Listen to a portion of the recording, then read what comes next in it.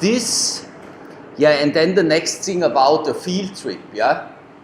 I thought we are just going after the exams.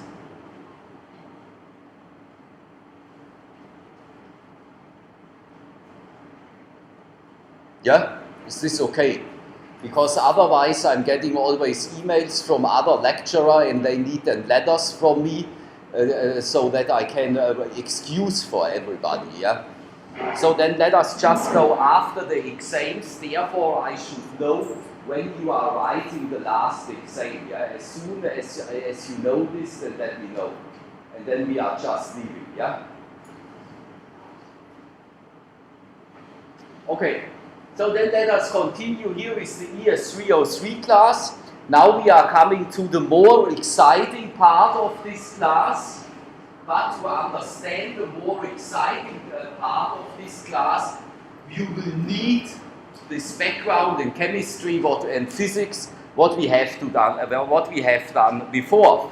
So and therefore we are starting now with the hydrology of the magmatites. I will also upload by the end of the week or maybe at the beginning of next week a written manuscript with some figures so that you have something more in your hands, like this very fat book and the movies. So, and the description what I am telling you about here. So, the petrology of the magmatites. Here we are having a genetic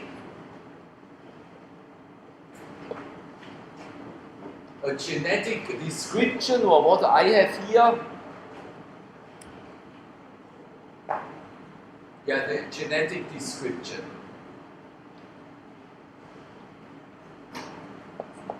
So, and this genetic description is strongly related to the geology,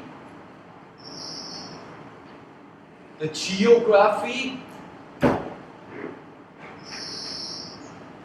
and the geotectonic.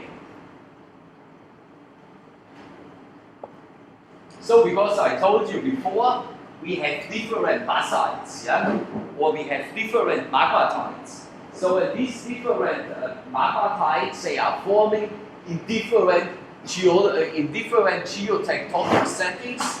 They have a different geological history, and they can also be geographically subdivided.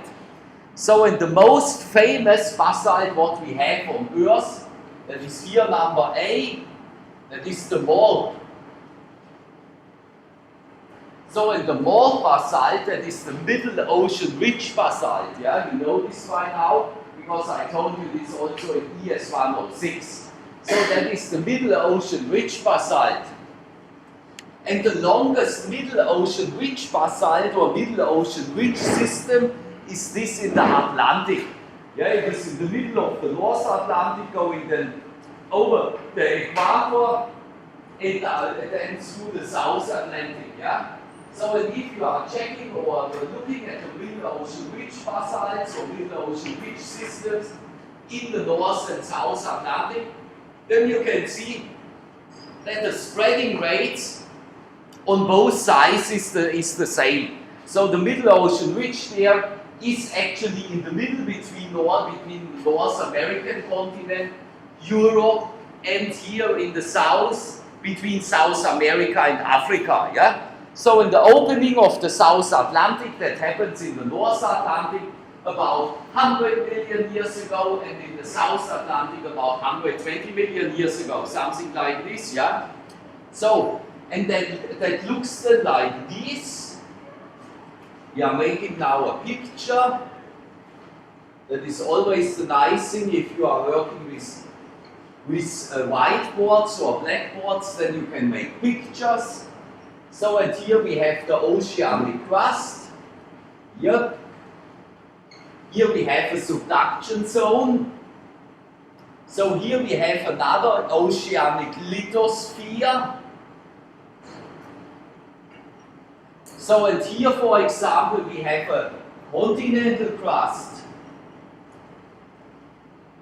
that is CC, that is OC, OC, OC. So, and then we are making just above the C.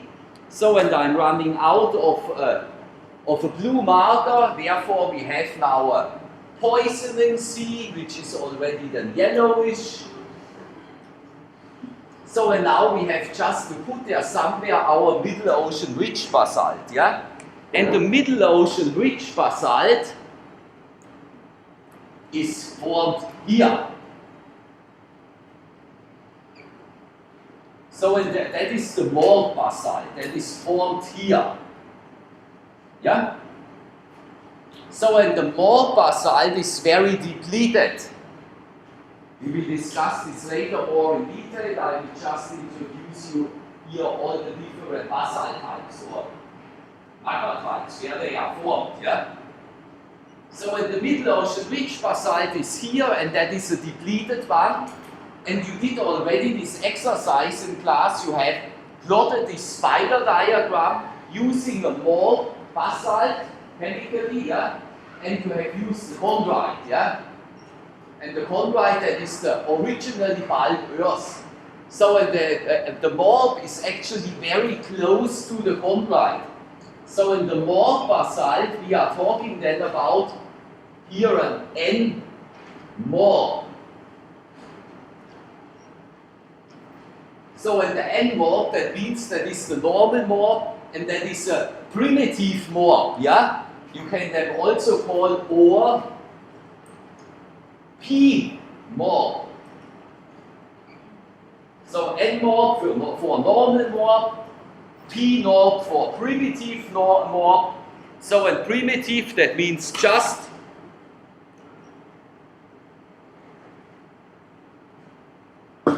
primitive, that means just it is very depleted in incompatible elements, yeah? So, and therefore the mold is chemically very close, or it is actually this magma type or basalt which is most closest to the chondrite, yeah? You saw this when you have constructed your spider diagram. Then you saw that certain elements have just a ratio 1 by 1. Yeah? Like aluminium had the same ratio. Magnesium had, I can't remember. I have just to check it here.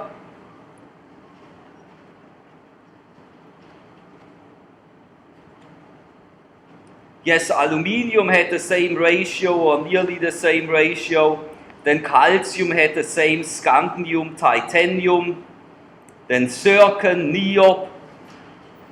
So, but then elements like iron, cobalt and nickel, they were very depleted because they are centered in the Earth's core. So, and then we had also a depletion in silica, and that is because silica is sitting here in the continental crust. So this is now our mold basalt formed here. That is A. So now we are looking for the oil. Oil is then B. There should be a, I will just take it here, yeah? That is number B. So, and number B, that is the oil. So in the oil, that is the ocean island basalt, yeah?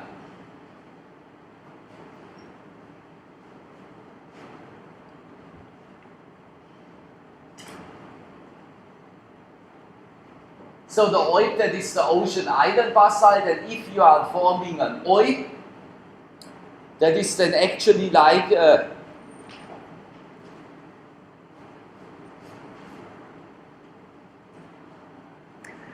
the situation as in Hawaii, there we have a hotspot, or we have the situation like here. There we have ocean island basalts, yeah? So that means we have forming here a volcano. So and that is the ocean island basalt, and such an oil It's an E-type. So and an E, this E stands for enriched. Yeah? So that the melt is then formed, for example, from a subducting slab, and this slab becomes molten, and then you are creating melt, and this melt will then just rise up and form a volcano. So that, for example, is an ocean island basalt. Yeah? So and that is E-type.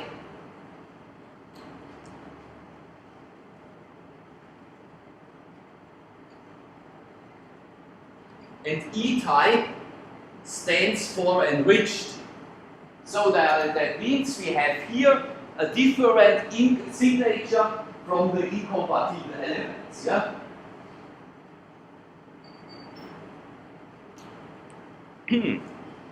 So, and if you are comparing the oil, you can compare then the oil with the warp. Yeah? That is the same kind of spider diagram as you have done with the chondrite.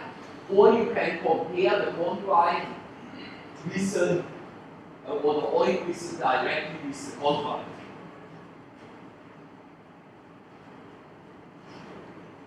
So then we have the next type. We have continental flat basalts.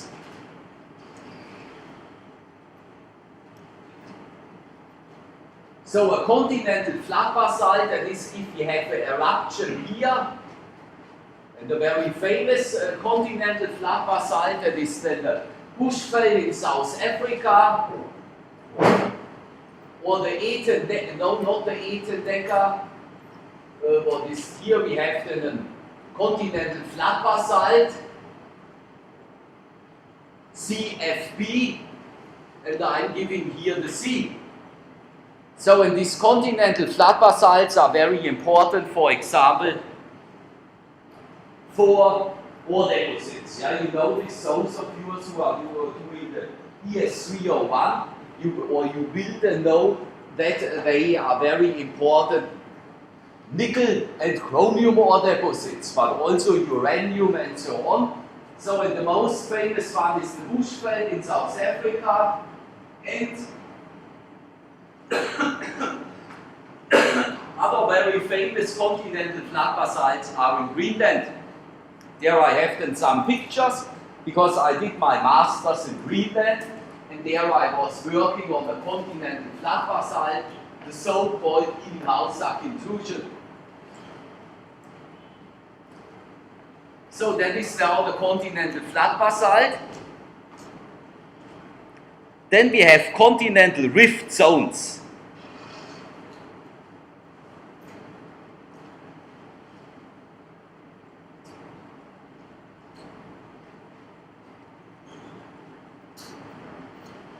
Or we are making now D, because then I can use again this picture, number D. These are called continental orogenic volcanism. Yeah. Orogenic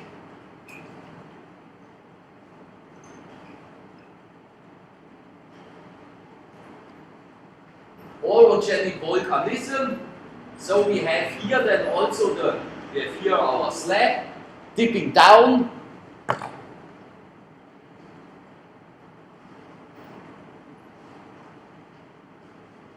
So and then we have here again the rise up of melt, like here.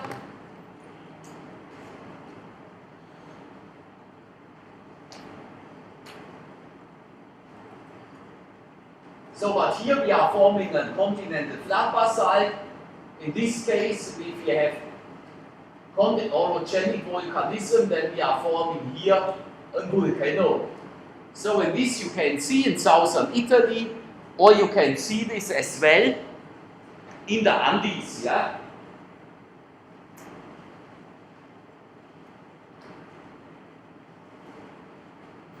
So, just let me know when you are done with this picture.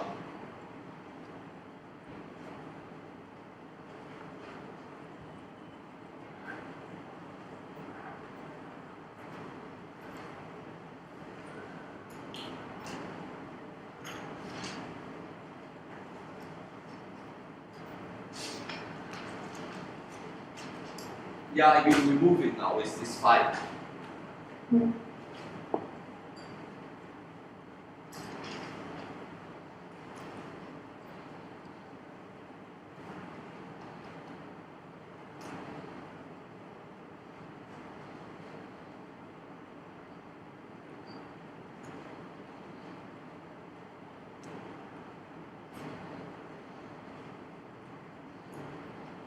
So then we have number E, or not number, it's a letter. Then is then E.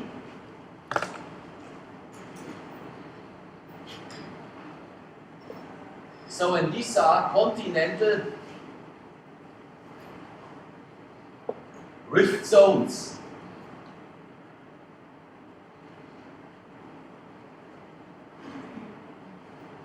So that means we have here a part, we have here a part, here we have some flakes or cliffs which are breaking. That is not a volcano, that is just a part of the rift zone.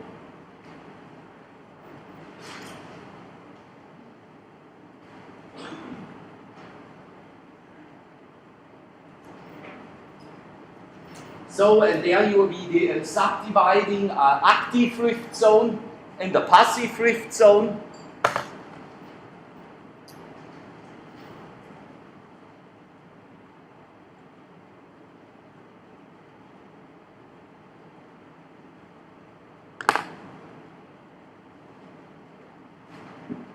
So that looks then something like this, yeah? So there is the crust is just breaking. You will create here some faults, and this is caused by the rise up of magma. Yeah? So because this melt goes up to the Earth's surface, and therefore you are lifting the overlying continental crust. Yeah?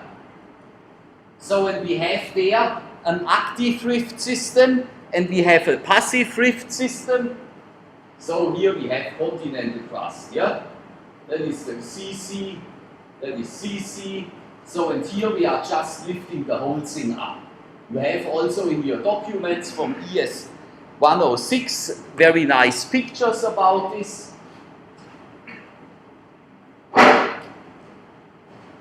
And you will get more nice pictures from this. So and then you are lifting this part up. So and if the magma rises up by itself, then we are talking about an active rift system.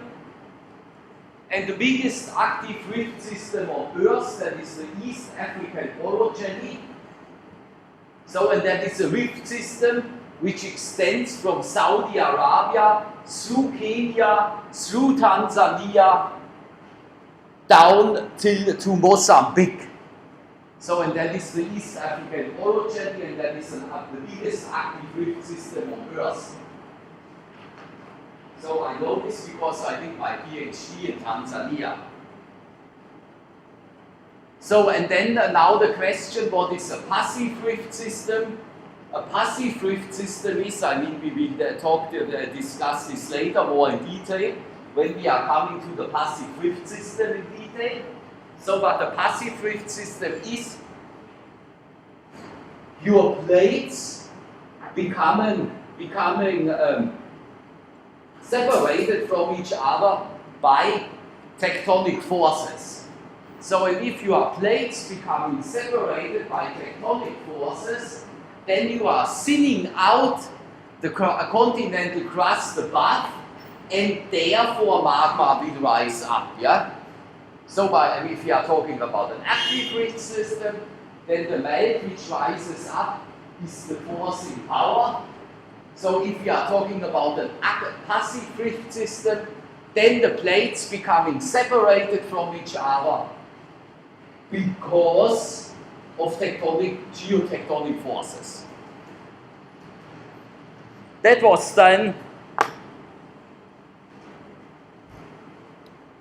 the rift system.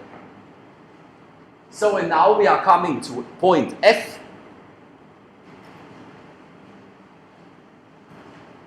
Point F are potassium-rich melts.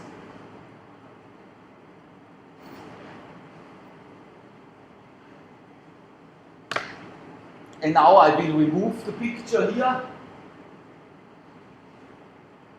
Potassium-rich melts.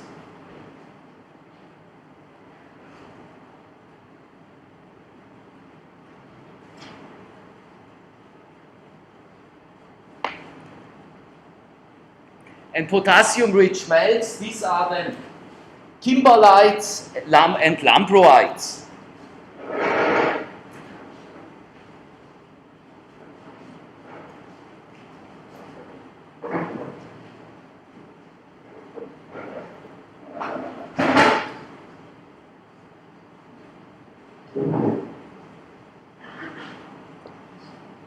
So, and for those of you who are doing the ES301, I think that's all of yours.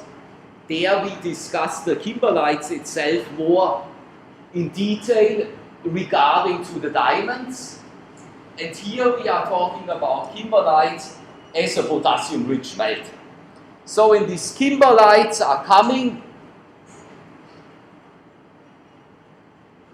from the boundary, from the upper mantle to the lower continental crust, or they are coming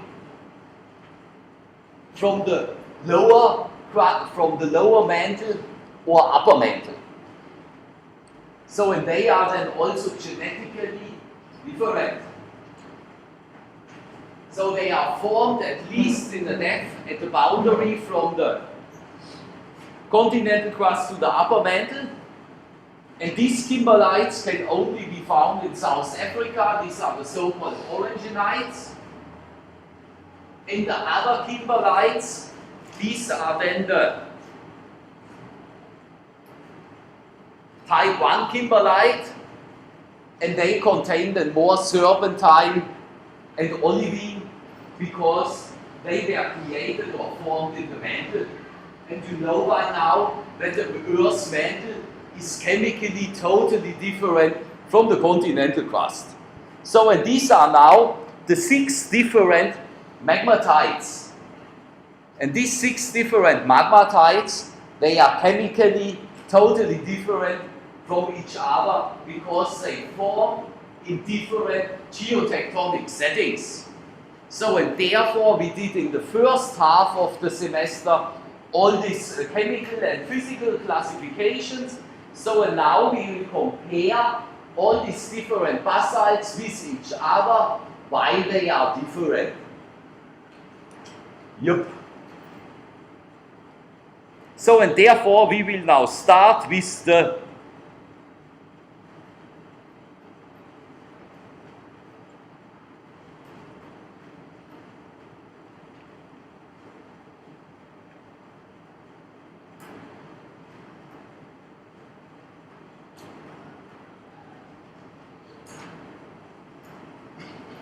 malt basalts, yeah?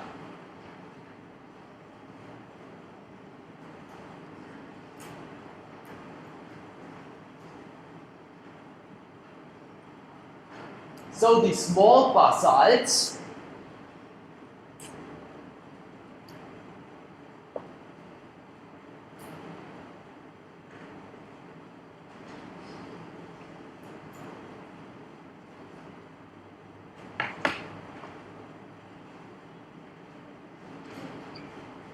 first malt basalts. So, and that is the most important group of all magmatites.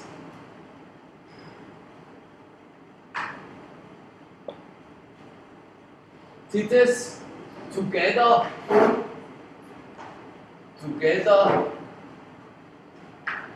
with the oibs. So, and the oibs, these are the ocean island basalts. which we are standing on. Yeah?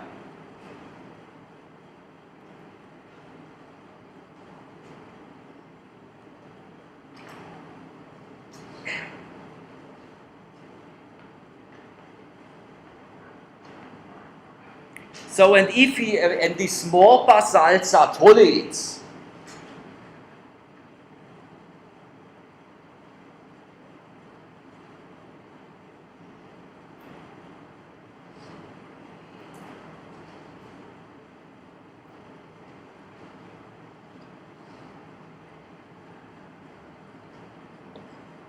So in these tholaids, we have different tholaids. I showed you this in ES303. If we can compare the more basalt or the more tholate, then these are olivine tholaids. So, and what means this? There is no quartz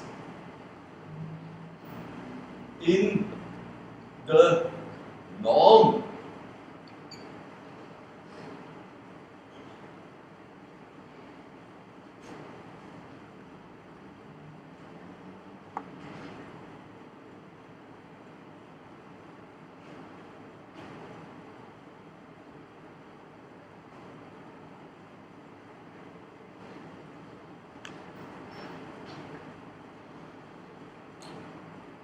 Yes, there is no quartz in the norm, yeah, and you are doing now just in the practical the CIPW norm, so that means the more basalt is silica undersaturated, yeah.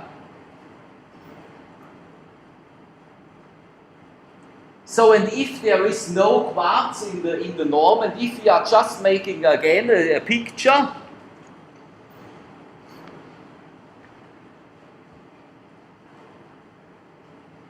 the picture here, because the pictures are always good, maybe not my ones, but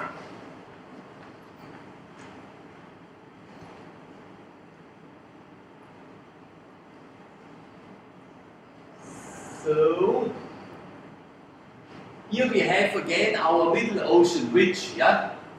Then we have here oceanic crust, we have here oceanic crust, yeah?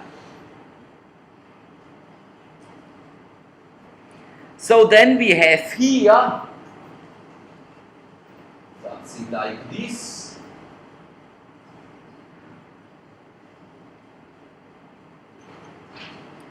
Here we have a thermal boundary.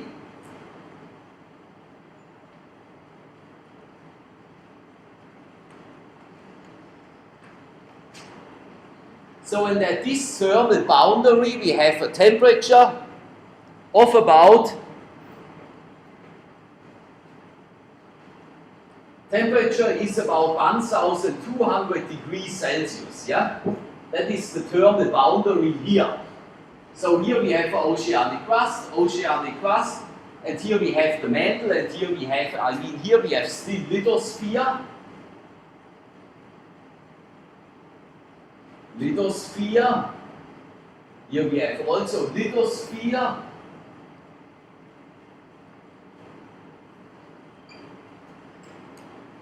Here we have our thermal boundary.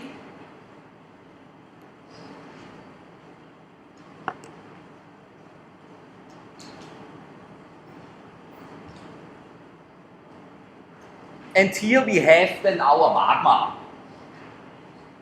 So, I'm not trembling, I just made it more realistic. Then we have here the magma. And this rise up of magma,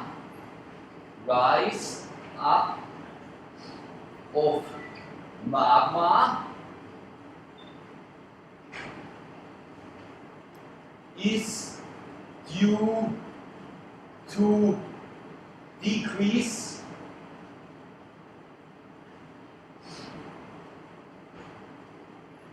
in pressure.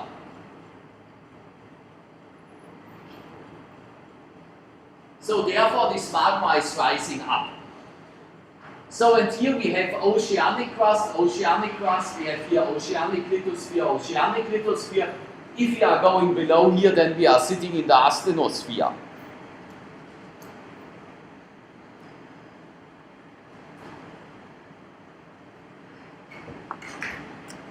So, this is now the situation at the middle ocean ridge, yeah? And, thank you very much. Oh, I need only one. One for need, okay. So, and here this oceanic crust, if we are checking it chemically, then you know that this oceanic crust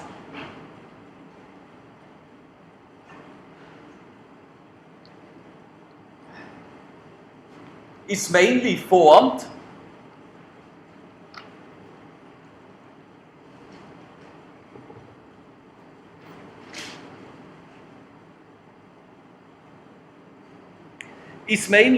of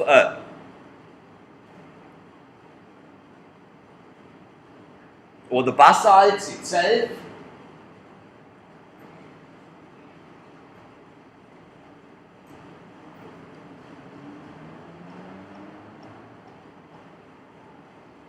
made up of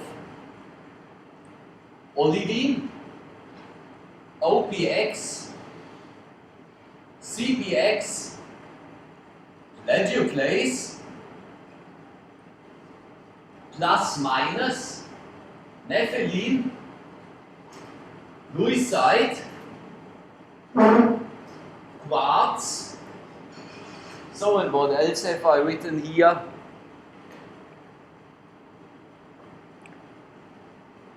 Magnetite. So, but I just told you before that the more basalts, they are toluids, and all the toluids, they can contain these minerals.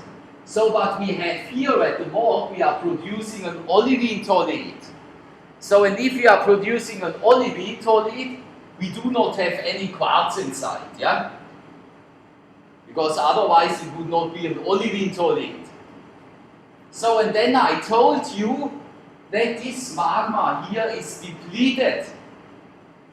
So, in which very famous main element becomes then depleted in such a belt?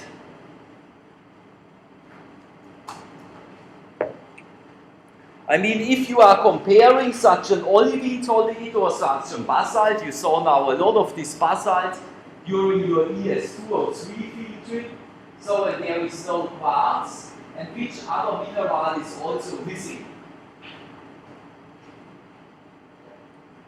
The K-feldspar is missing. So, then the K-feldspar is missing. I make it here in brackets, K, feldspar is missing. That means the potassium concentration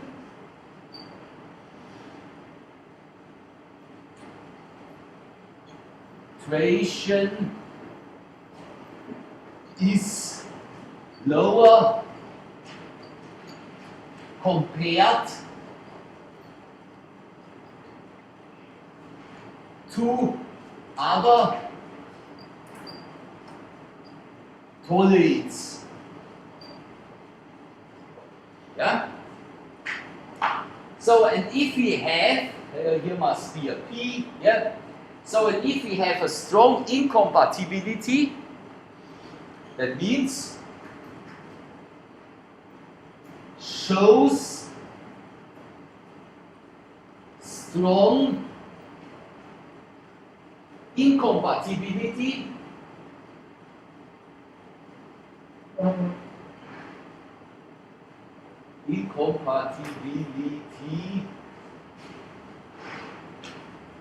of potassium. So, and if we have a strong incompatibility of potassium, then we cannot form a K-feldspar, yeah? Because potassium is just not there. So, and if we have a strong incompatibility of potassium, then we have also a strong incompatibility of potassium group elements. So, if I told you before what's going on or what are potassium group elements, these are the elements of potassium and potassium group elements.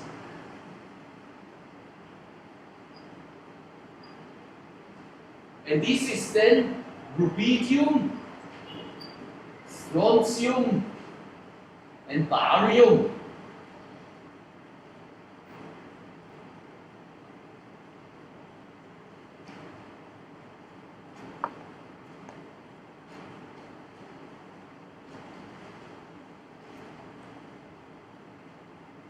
So, but we are not only measuring strontium, rubidium, and barium.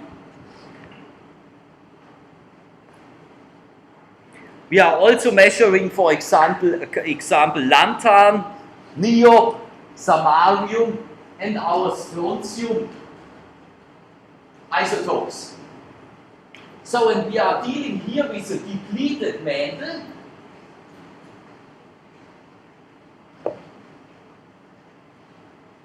So that is then depleted, that mantle. So and that shows the low ratios in lanthan divided, so we are plotting ratios, lanthan niob ratios. Also in lanthan samarium ratios, and it shows also low values in 87 strontium to 86 strontium. Yeah? So, and these are the first things, I mean, if you are sampling such a rock, yeah, you can go directly to the ocean ridges. So, and then you need a submarine, and then you can drive around with your submarine, and there are small diggers on the submarine, yeah, and then you can collect a very fresh rock from the oceanic crust. So, but then you are asking now, why are then all these measurements? While when we are driving around with a submarine here at the oceanic crust, and we know that what we can expect, that is a middle ocean ridge basalt. So, but during the Earth's history, over the last 4,600 million years, a lot of material had subducted, yeah? You know this by now, the oceanic crust is moving here this way, and here it is moving this way, then it becomes subducted, then it becomes molten, or it becomes abducted, or whatever you want. So, and then you cannot recognize in the field, if this material was originally a middle ocean ridge basalt, and therefore we are doing all these measurements, and then you can write up a publication. So here we have then the depleted mantle, yeah?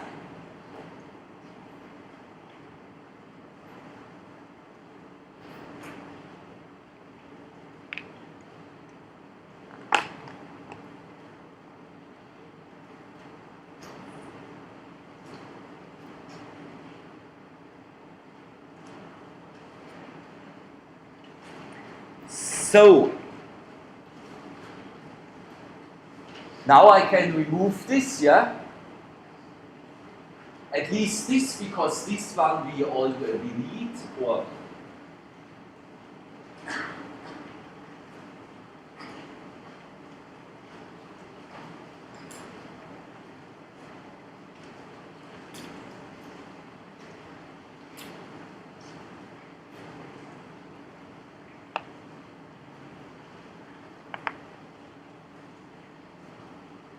so then here I have some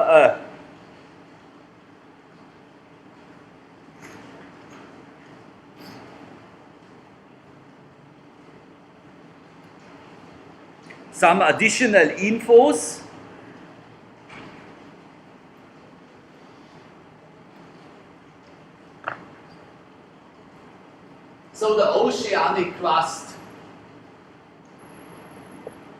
crust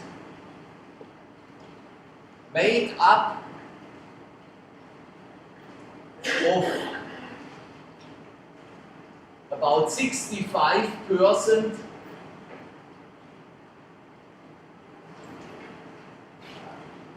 from the Earth's crust. Yeah, that most of the surface of the Earth, I mean, it does not depend now if there is water or not, there is also crust. So, in the oceanic crust made up 65% of the Earth's crust. So, this oceanic crust is formed by depleted melt.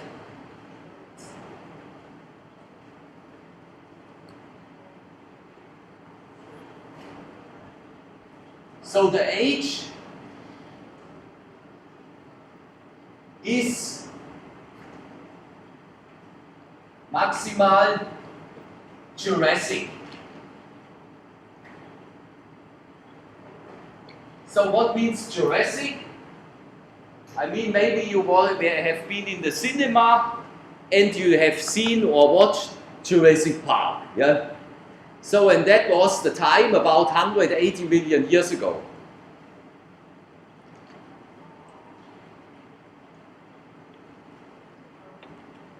So, that was the time about 180 million years ago when T-Rex was around. So let us round it up, let us say 200 million years ago, because this 20 million years ago we can just, we don't have to recognize it. It's not that long. So the age of the is maximal Jurassic, that means, and I told you this in ES303, that the oceanic crust becomes every 200 million years, or about every 200 million years, then subducted. That means it becomes recycled back in the Earth's mantle. And if we are checking this by now, I mean our planet is 4,600 million years old. So at the first 200 million years, actually nothing happened, because there we had the Hadean magma ocean, yeah, that looks like as on Venus today. I have then also some movies about this, yeah. So, but then plate tectonics started, and we can say by now that the oceanic crust has by now about 20 times subducted. So that means you are always recycling material in the Earth's mantle. It becomes molten up, it's rising up, and then you are producing again a volcano. So, but due to the fact that we are always recycling the things, then the chemistry or the chemistry household of the Earth will always change. So that means if you are working on an Archean basalt, let us say 2,500 million years old, comparing this with the Fiji basalt or Gabro is maximal 50 million years old, then your chemistry and your lanthan-neop ratios, lanthan-samarium ratios, and your ratio 87 strontium to 86 strontium will be different, yeah? So, and then you can always compare how the chemistry varies with time. So and the spreading rate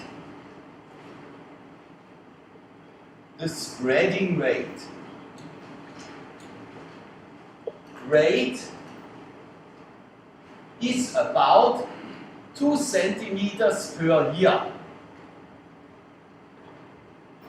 Yeah?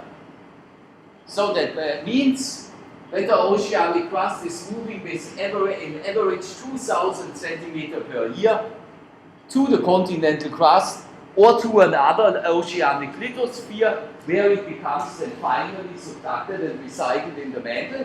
And you can just go to Google Earth, and then you can measure the distance from the middle ocean ridge to the continent, and then you can use this 2 centimeters per year, and then you will get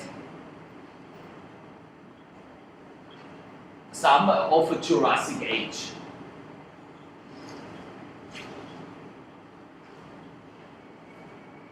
So, but if you are looking at the length of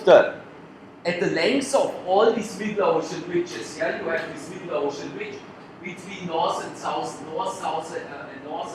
America on the western side, and on the eastern side you have it between Europe and you have it between Africa. That is a long ridge system. So, but we have not only this middle ocean ridge system, you have also the middle ocean ridge systems in the Indian Ocean and some in the Dingsbums Ocean, in the Pacific Ocean. So in the whole middle ocean ridge system, MOL, or MOL now, MOL system, is about 60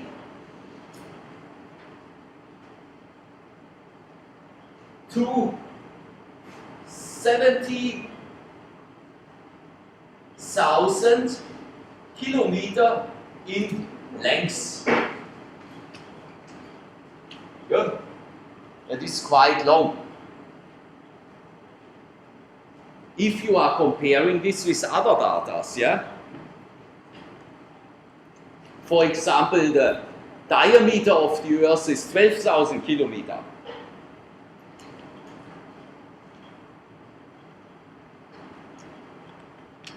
So, and therefore, you are producing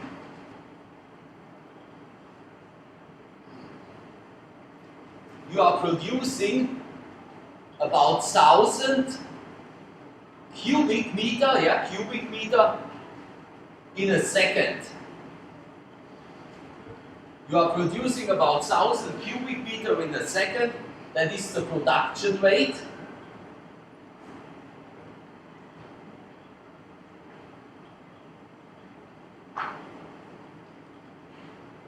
Rate of basalt at the middle ocean ridge.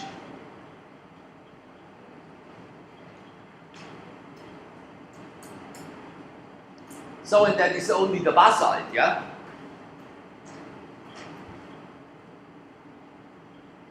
That is only the basalt.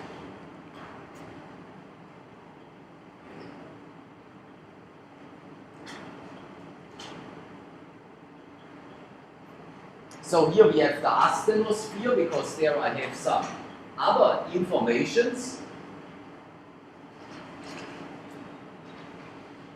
Here as well, yeah, that is all asthenosphere. Here the lithosphere. I can remove this, or can I remove this? Yes.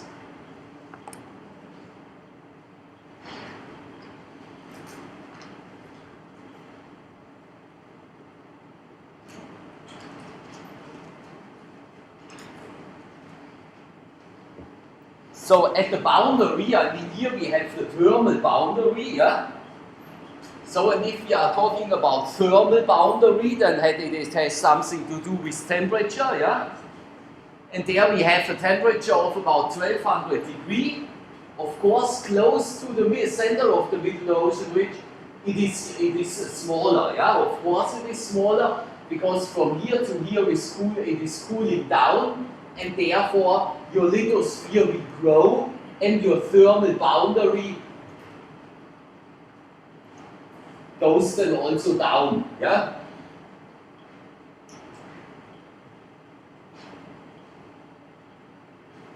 So at the boundary,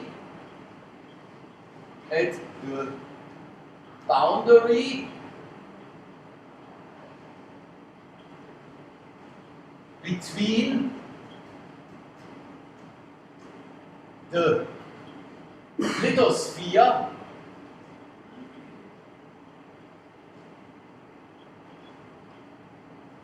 and asthenosphere,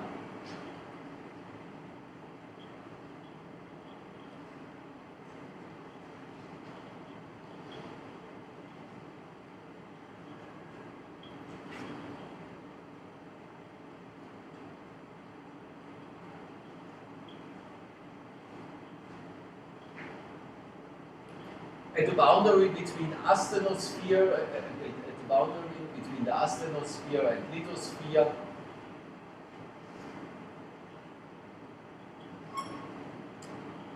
is only a difference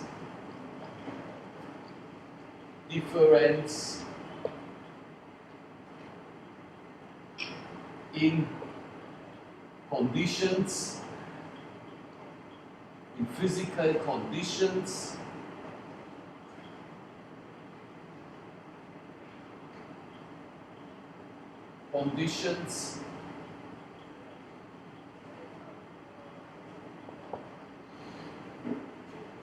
to observe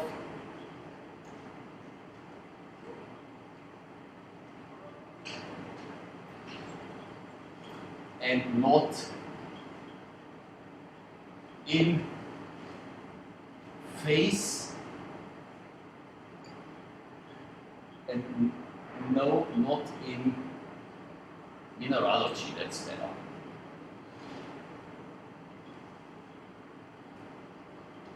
So what means this? At this boundary between the lithosphere and the asthenosphere, we have only that's only a thermal boundary. The mineralogy at the boundary remains the same, but we have different conditions because here we have the more ductile and molten material.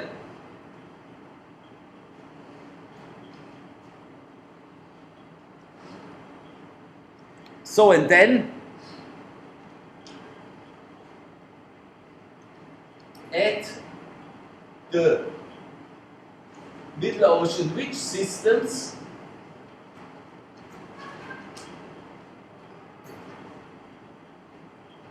high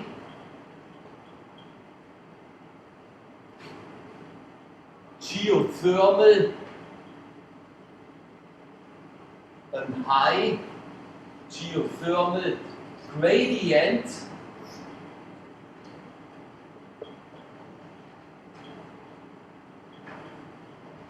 can be seen or found, whatever you want. So that means, because we have here a high geothermal gradient, because here the crust is very thin, yeah? So, and if we have a high geothermal gradient, like in Iceland, yeah, Iceland is sitting actually, or is a part of the middle ocean ridge where it comes to the surface, yeah? So, and therefore they have then all these hot springs, and they are doing a lot of geothermal power and so on. And that's the same situation here, because the crust is very young, and what we can see, you will see this then out during our field trip, you have everywhere these hot springs, yeah?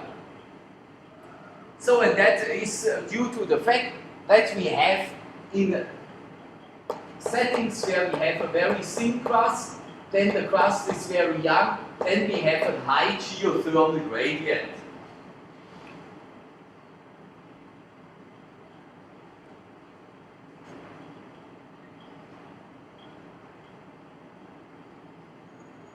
So actually, from these basalts we can subdivide it three.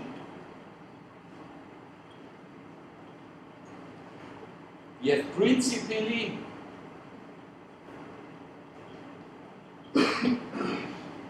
three different systems.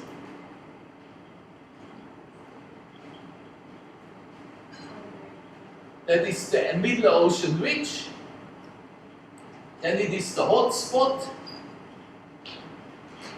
You know Hawaii is the world famous hot spot,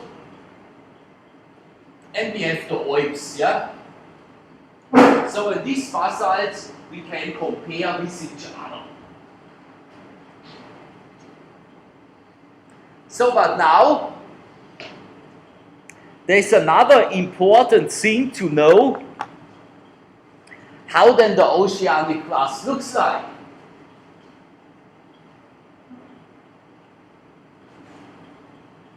So we can remove this.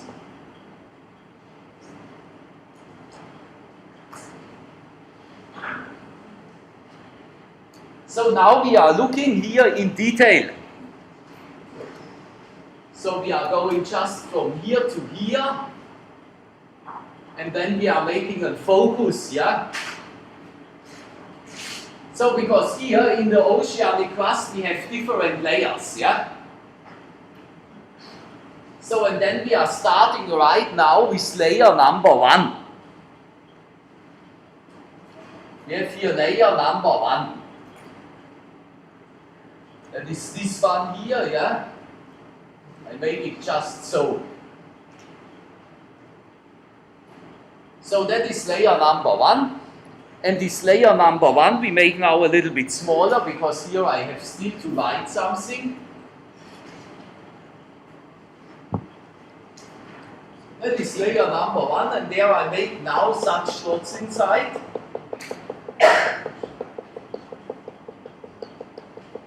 So and why do you think I'm making now these dots inside?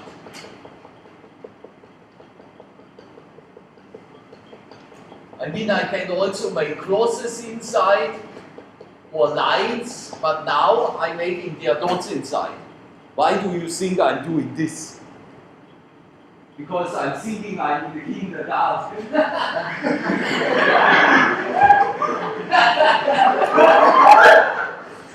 No, it's not true, because this layer number 1, these are the sediments. So these are the sediments, yeah? And you know that the oceanic crust is covered by sediments, yeah? So in this sediment layer is here very thin, yeah? Or it is even not there. And from here to here towards the continental crust, you are getting then more sediments, yeah? So in these sediments, they have also a huge chemical variation. There's also a huge chemical variation.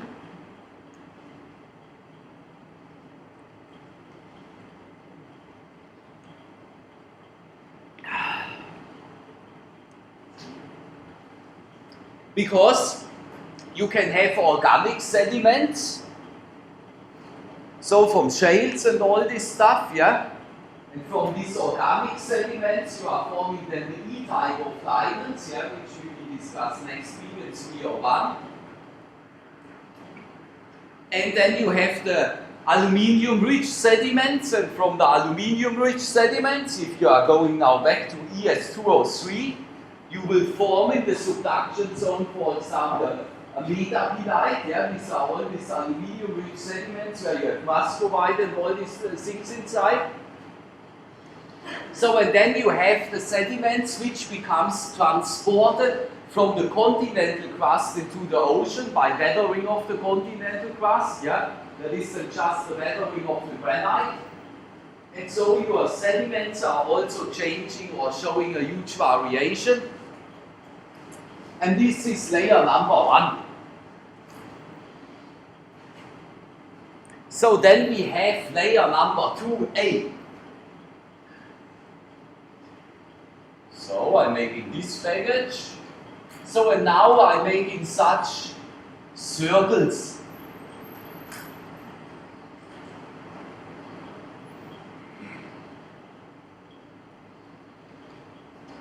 So now we are going back to the field trip, and you should now think about why I'm making here such circles. Because it's another rock type, yeah? So and if we are going back to our field trip, ES106, I think, yeah, ES106 and ES203, we have not seen it, but in ES106, where you have seen huge circles. Circles of up this size.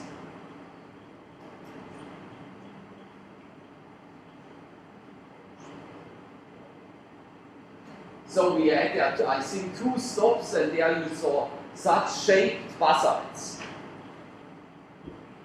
Circle-shaped basalts. So next question, what happens with when the magma comes out here, yeah, and is coming in contact with the cold seawater? Then you are forming what? Willow lavas. Congratulations. These are the pillow lavas. The pillow lavas. Yep. So what else have I written here? Plus sheet lava flow. Plus sheet lava flow. So, and the sheet lava flow you saw also during the field trips.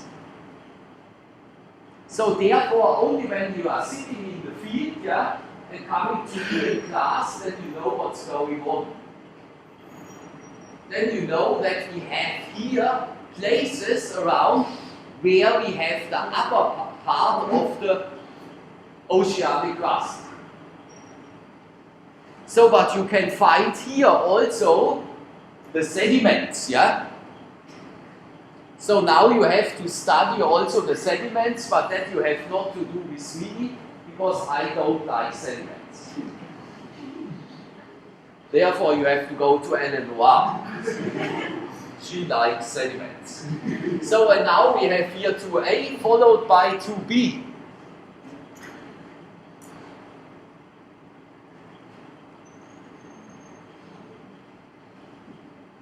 So, and there I'm making such a sign nature.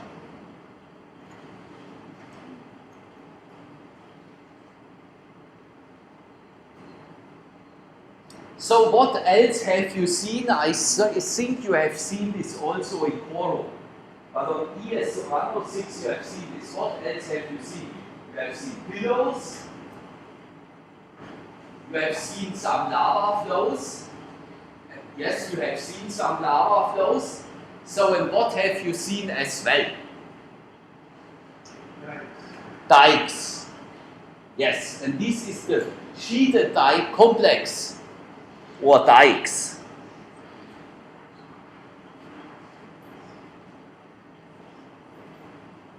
These are the dikes. That is layer 2b.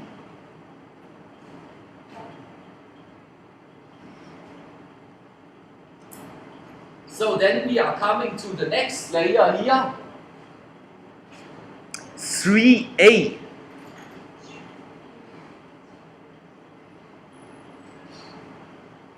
So if I'm talking here about 3a, that means we have here another rock. So, and you have seen this rock here also. You have not seen it in Coro.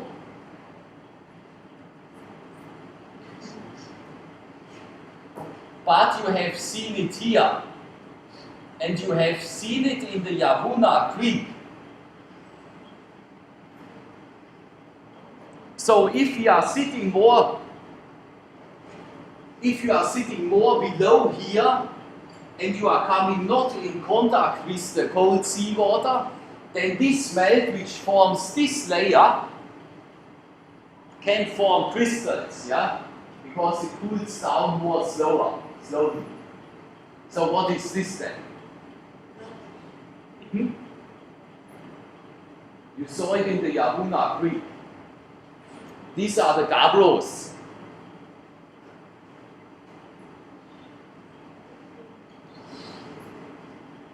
So these are the gabbros.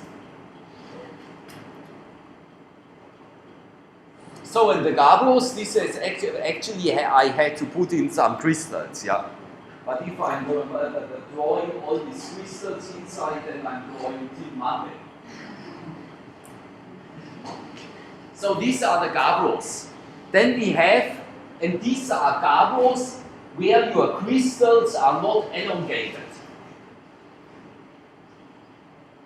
So 3b. So here we have then something like this. So that means here the crystals are elongated, yeah?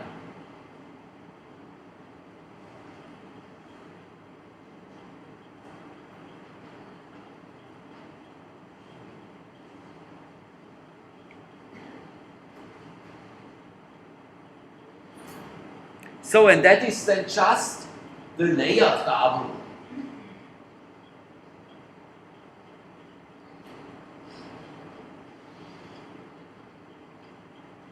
That is the layered gabbro. But what you have seen here in Yabuna Creek, that is just this gabbro here. So, but now we are coming here to other layers. So, and they can be put together in layer 4. That means there is another rock type. So, in this rock type you have seen in coral.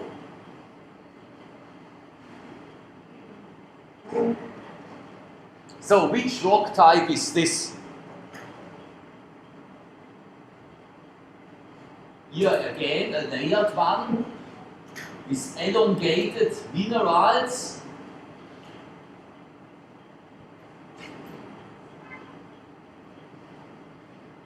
And here we are just making a confused thing. So what are these here? What comes below the gabbro here? You have seen it in coral. You have even sampled them. Yes, these are the peridotites. So, and therefore, because I have made here these lines, we have here the layered peridotite.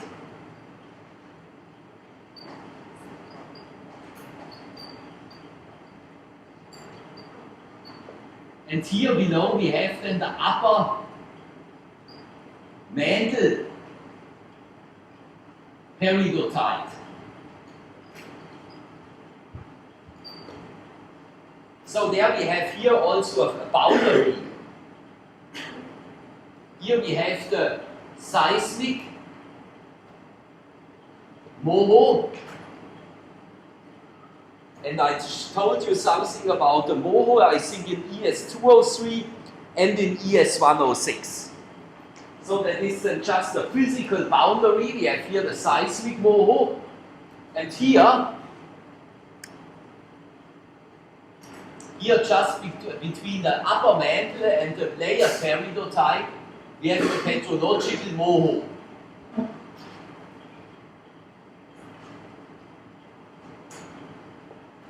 Moho. So that is the Mohorovic discontinuity. So, and that is how the whole package looks like.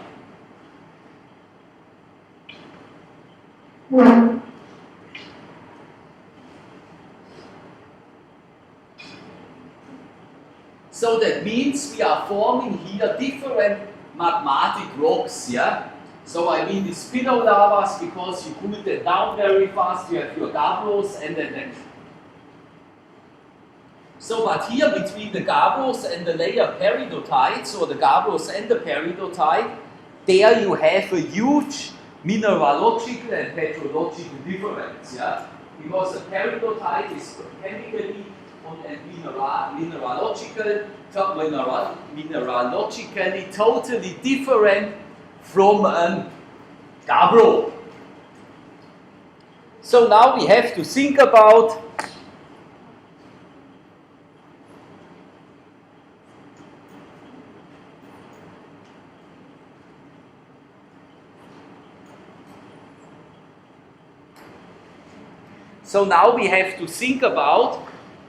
how we are forming from this more basaltic belt, where we have here a gabbro, how we are forming here the layer peridotite. So now I will remove this.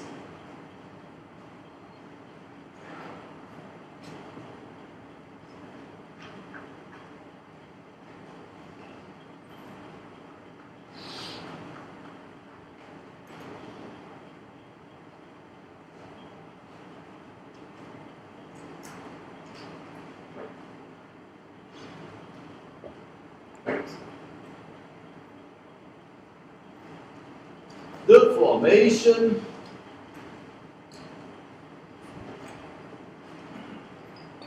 of peridotite from gabbro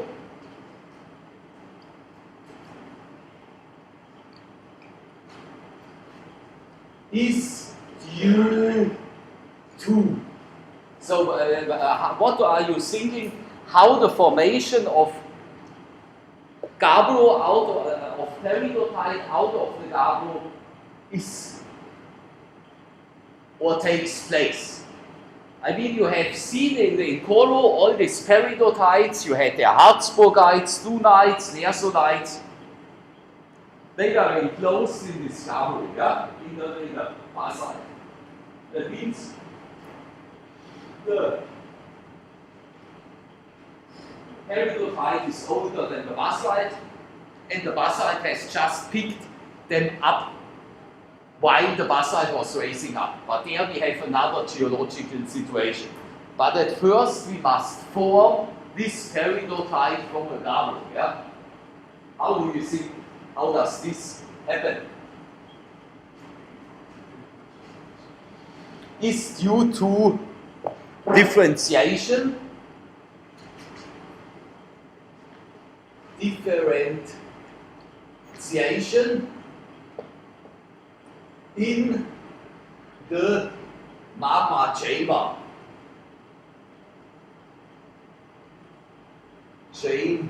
Yeah.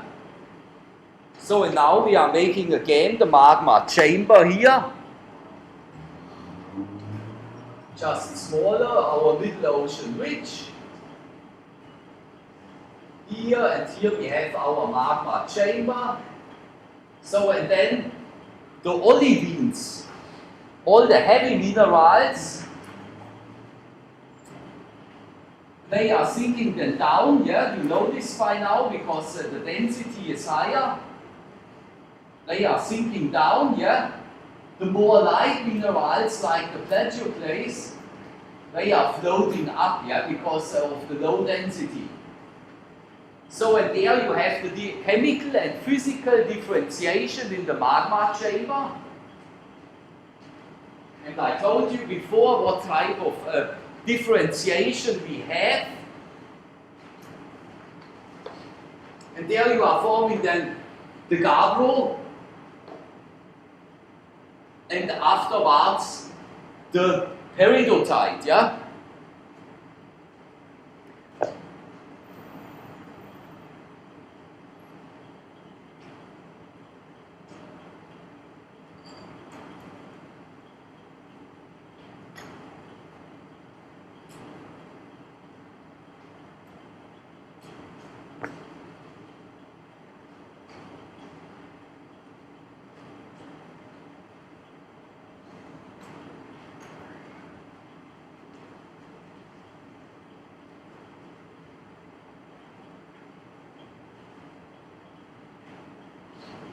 So, that means all these peridotites, I mean, you know, you have seen their nersolites, you have seen their dunites, and you have seen Harzburgites. They have a different or have a different magmatic or a different parental melt or magma. So that means a certain basalt has then a certain counterpart of a peridotite, yeah? But the parental melt was the same.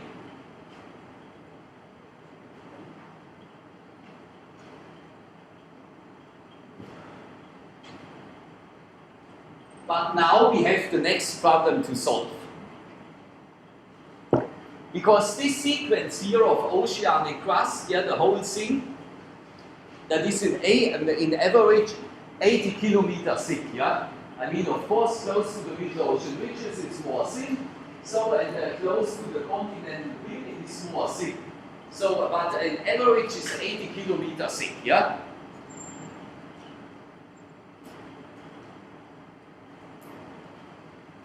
So, but now you have decided to make a master's or a PhD, and you have decided you would like to work on these gabbros, on these original gabbros formed somewhere in the middle oceanic crust. So, but you have, if the whole package here is 80 kilometers thick, then maybe this gabbroic layer is situated in a depth of 60 kilometers, so it was 70 kilometers, And now you would like to work on these samples because you have nothing better to do.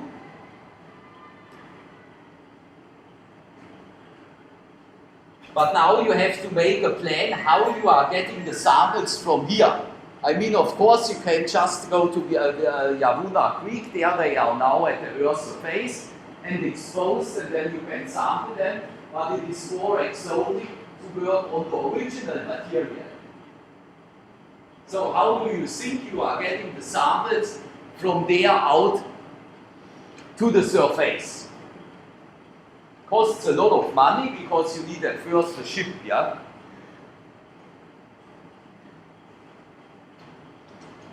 So, and you will not reach a discovery layer by a driller, because you cannot go down with the driller 60 kilometer, yeah?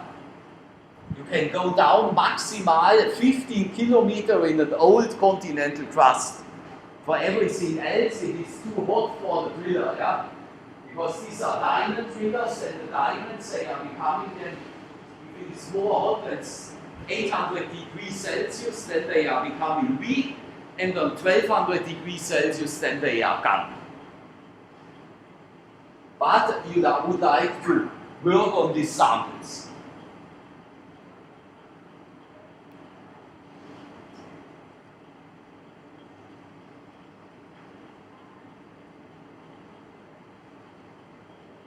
So the gabbroic layer,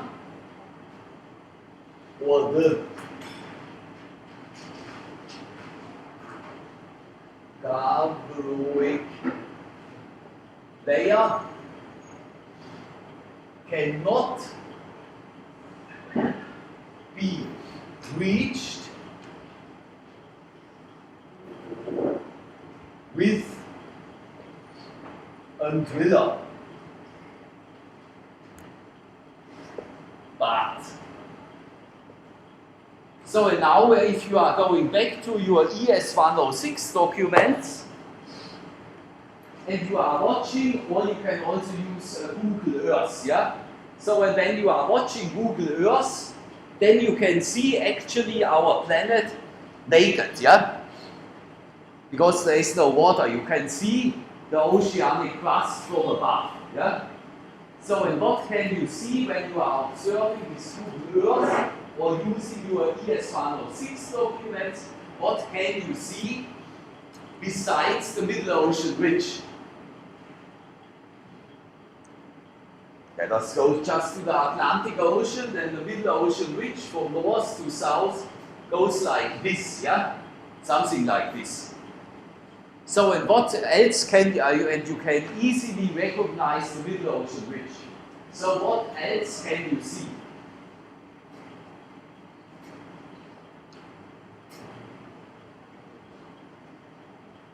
You can observe perpendicular, that is the Middle Ocean Ridge, and perpendicular to the Middle Ocean Ridge, you can see this thing.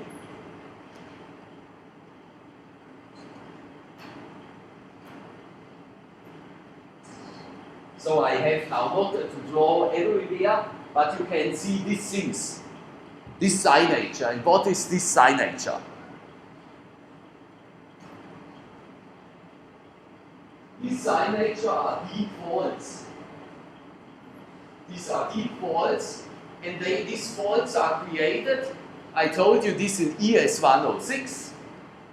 They are created because the Earth is round, yeah. So, and then we have here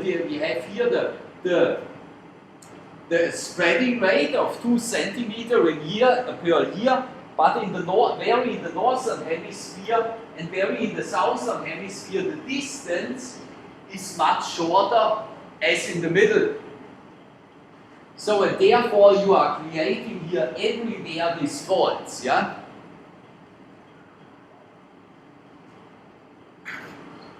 And these faults are going down to a depth of 70 to 75 kilometers. So with these faults, I'm making here just such a fault. Yeah, that is the perpendicular. No, it's not. It's just here. It goes inside in this way. then we have here this fault. So when they are everywhere and you can observe them with Google Earth, yeah? So, but now you have this fault and you are sitting there on your ship. So what is then the next best thing to do? Looking for another project. No.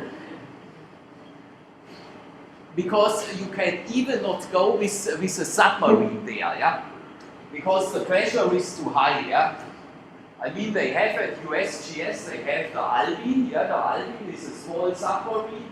It figures there everything what you need, but you can only go maybe 3 or 4, 5, 6 kilometers here inside the oceanic crust.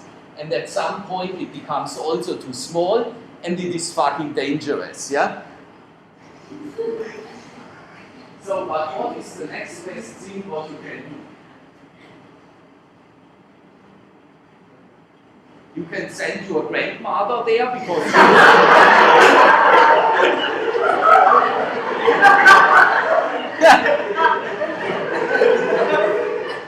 she is already old and so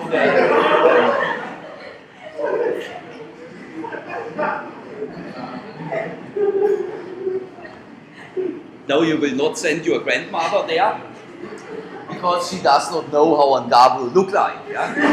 So and then she is coming with something completely different. Yeah? So which you don't like. But what you can do, if you are watching here all these fishing boats, how they are getting the fishes out of the water. I mean, they are not standing there with a fisherman's suit. Yeah? How do they get the fishes out of the water? They are using net, yeah. So and that's the way how to get rock samples from there. You need a big ship with a huge net.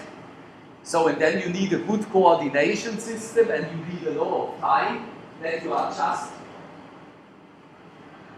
getting your net inside. So, but this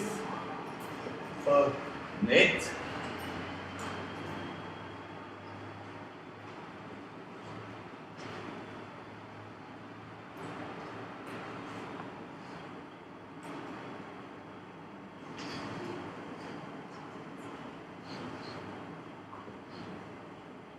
so and there you can get original fish samples from such a depth.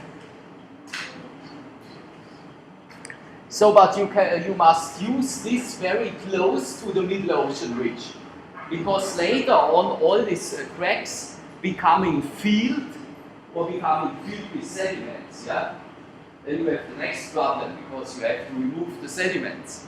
So, and then if you are coming closer to the continental crust, then they are becoming also more and more close. So it's not easy to get samples from there. So then we have the petrological moho.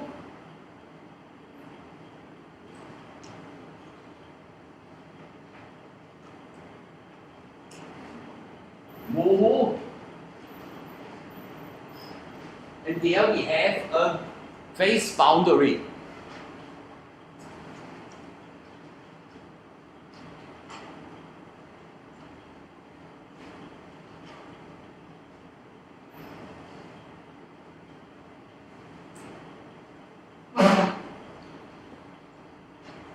So what else do we have here?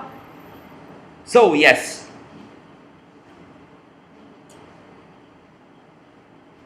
if we are running with our sequence more and more towards the continent, and if all our olivine here from the gabbros and from the layer peridotites and everything becoming strongly hydrated, yeah. When they become strongly hydrated, then you will form out of your olivine and your pyroxenes, you will then form what? You will form serpentine. So, and if you have here this layer serpentinized, Then we have an ophiolite. Ophiolite.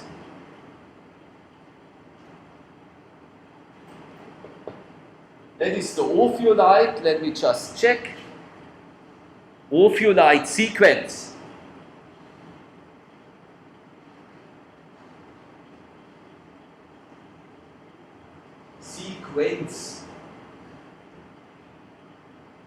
So that is the ophiolite sequence if everything is serpentinized. Peridotite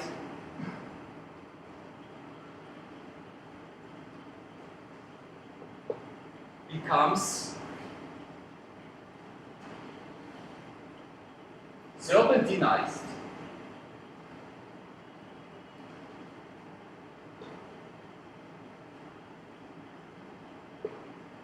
So, and you know serpentine is a very hydrous mineral, has therefore a very low density, and then you will form an ophiolite, and an ophiolite, due to the low density, will not become subducted. So that means if it becomes not subducted, then it becomes abducted. So that means the ophiolite, it looks then like this. We have here an island, something like this, or we have here continental crust. And normally we have here the oceanic crust becomes subducted, yeah, normally. But if you have an ophiolite,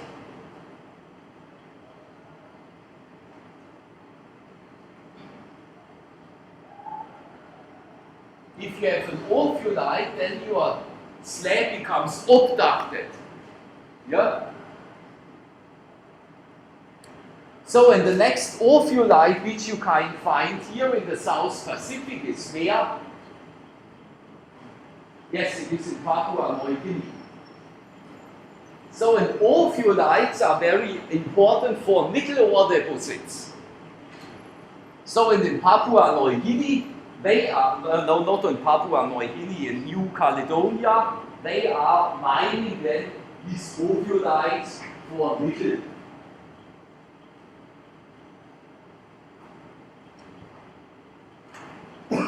So now we have the next thing.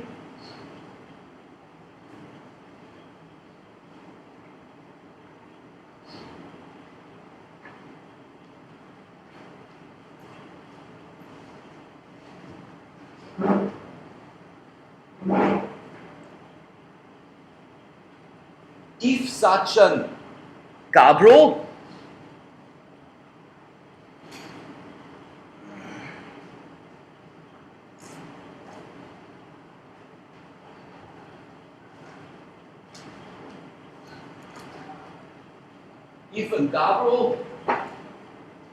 undergoes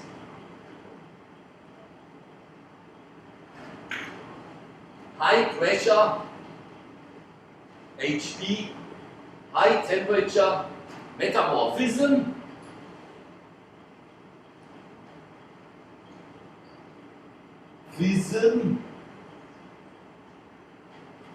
high temperature, high pressure metamorphism, then you get what for a rock type? There you have now to go back to your ES303 documents.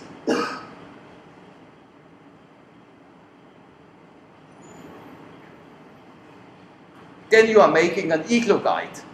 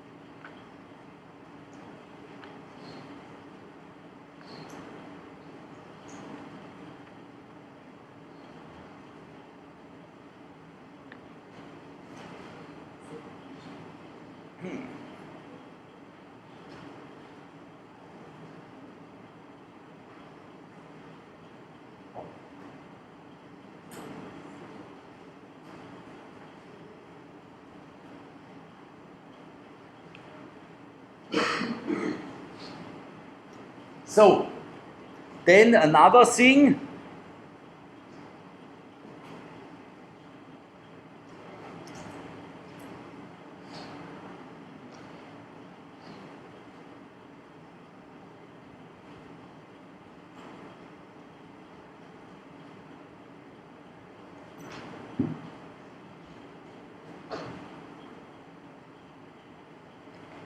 if you are looking at the Middle Ocean ridge system with all these faults, yeah? I mean, originally it must look like this. Here you have a fault, yeah?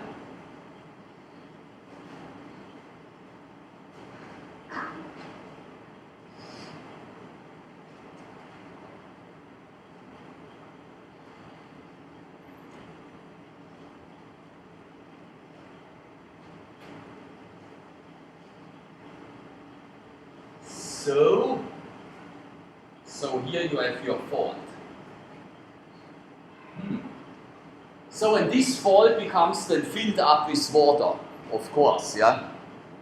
So what happens with this water here within the oceanic crust? What you will then create there?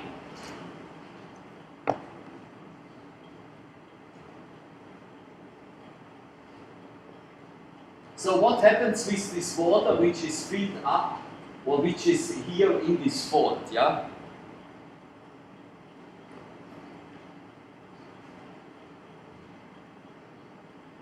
It becomes heated up.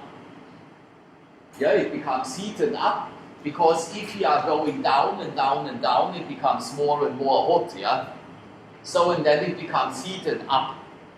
So in close to the Middle Ocean ridges, it is even more hot, and there it becomes more heated up. So and then this water is circulating within the oceanic crust here, yeah? It is circulating. And if it is circulating and it is heated up, what happens to this water?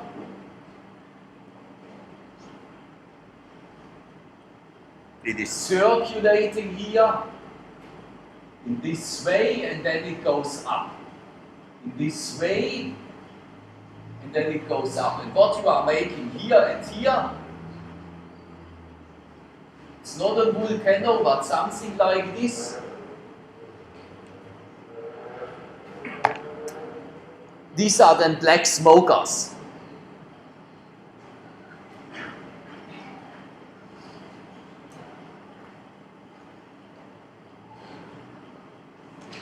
Black smokers. So, and if you are just checking Google and putting in black smokers, then you can see very, very nice pictures. And around these black smokers, you have a totally other animals and totally other plants. So these black smokers, there's actually then gas coming out, yeah, or steam. And these black smokers then are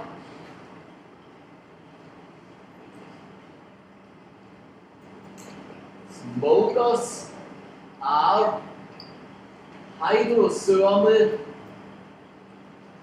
thermal systems.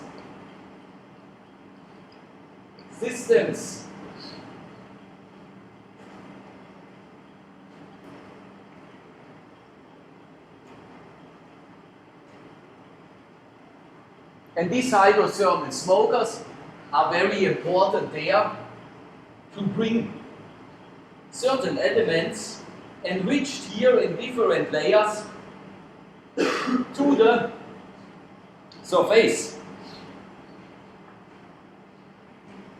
So a which important ore mineral you will then find here. They are running here around crazy about this mineral. It is actually a rock. Which rock or which rock is formed there? It is very important for manganese.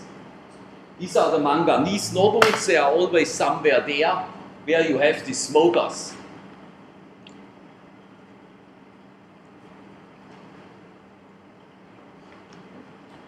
So, now we have this. Now I have some numbers, and I'm going then for a beer, and what you are doing, that's up to you.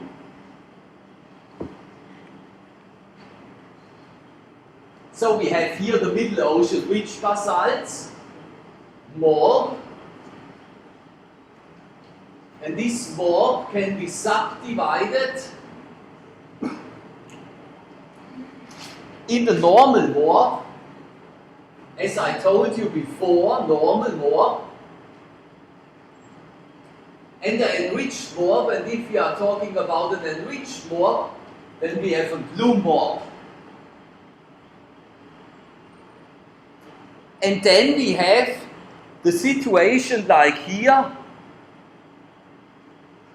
the oil, yeah? That is then the oceanic tolate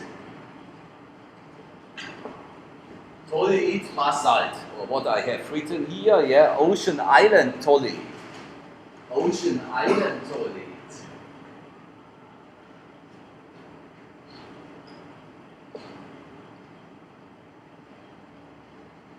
So that is the ocean island tolate. So, and now we have different samples.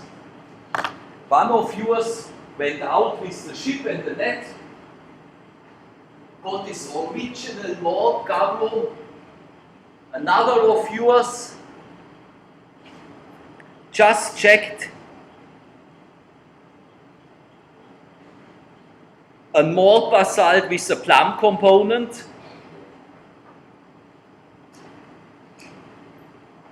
Maybe from Hawaii, yeah, there you have hotspot, that is an enriched one.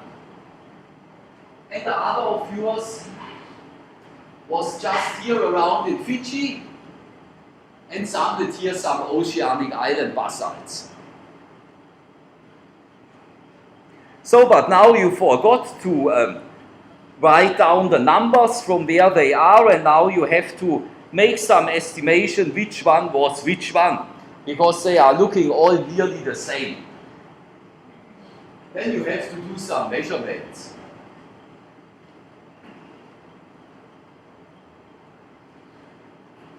I told you before that all these Middle Ocean ridge basalts were actually the Middle Ocean ridge basalt, the normal one, the depleted one, which is formed at the Middle Ocean ridge itself, shows the incompatibility of potassium and potassium group elements. So now we would like to check if this is true. Then we are putting here potassium. So then we are putting here rubidium. So as next we are putting here, I thought barium. Barium, and then we are putting here strontium. And if this what I'm saying is true, then we must see here something. Plum component, that is then enriched, I told you this, enriched. For example,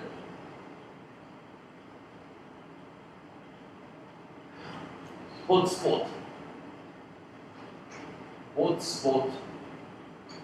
So that is this one, yeah? So and here that is depleted.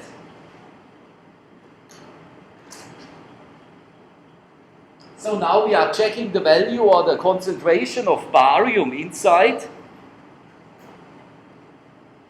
And these are just standard measurements from books.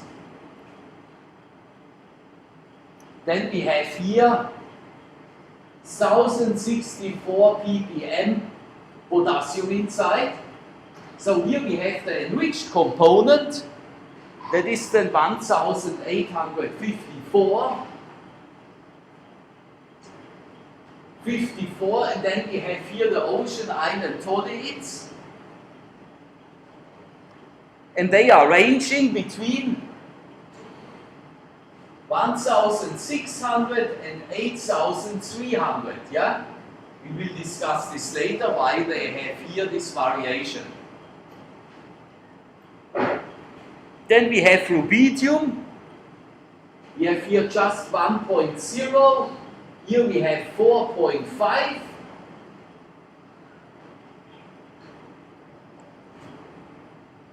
And here we have 5 to 12.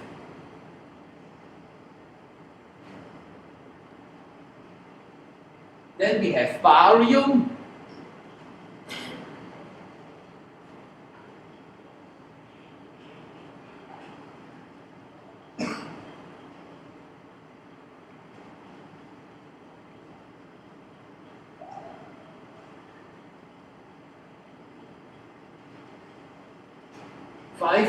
.5, 12.2,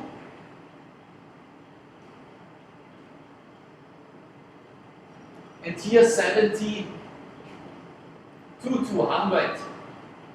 And finally we have strontium.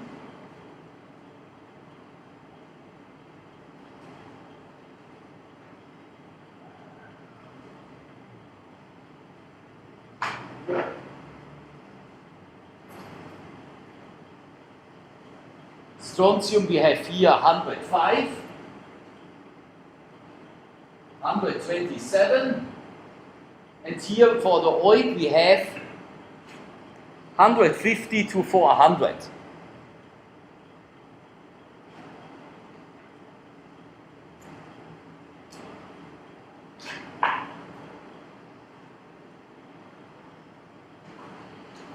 And therefore you are getting then also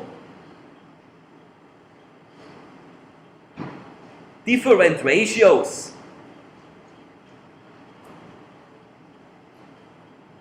For example,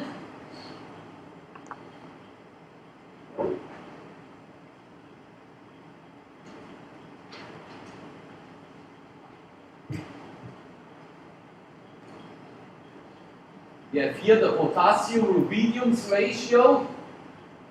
Then we have here 1064. Yeah? It's very easy because we have only to divide it by 1. Then we have here 414 I got here, yes.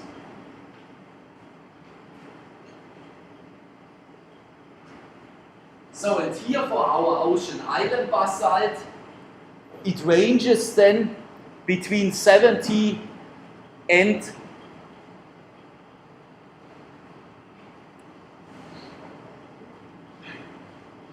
no, it is then about 400.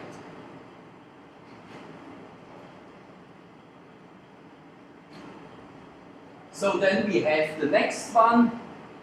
Here are used for my things potassium barium.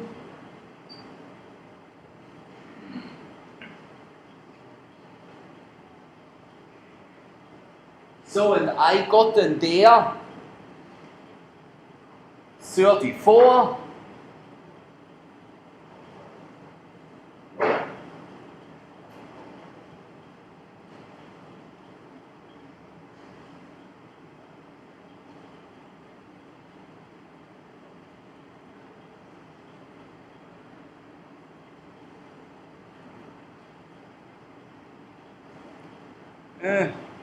Do you have just a calculator?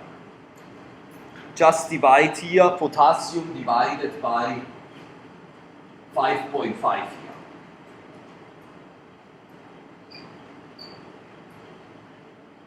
And here we have then last not least strontium rubidium.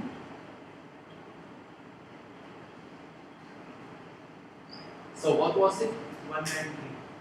193. So and then here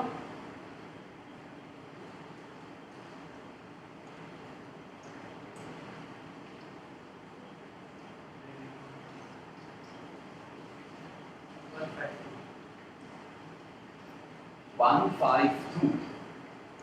And then strontium rubidium. Well, let us do it at first here. Just use the biggest number, yeah.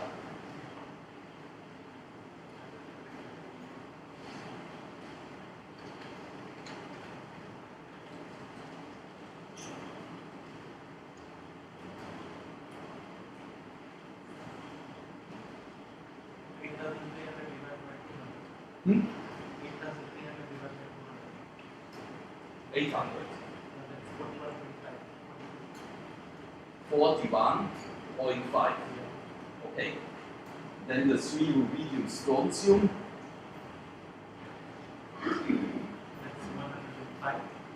105 here.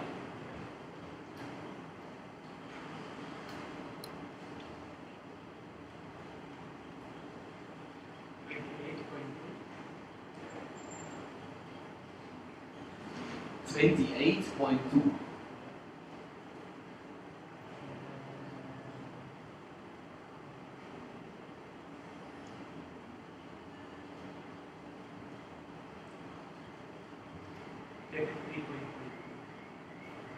$33.3.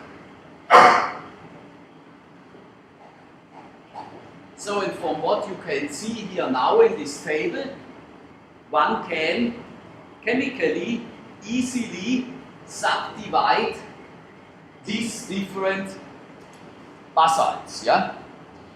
That is the method how it works.